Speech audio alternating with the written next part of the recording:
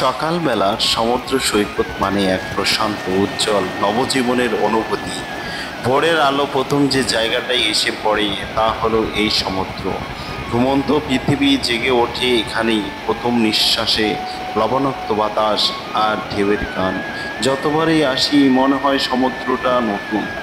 কালো রাতের পরে এ যেন রূপকথার সকাল। ঢেউগুলো হাসছে, যেন আমায় বলছে ভয় পেও না, জীবন আবার শুরু করো।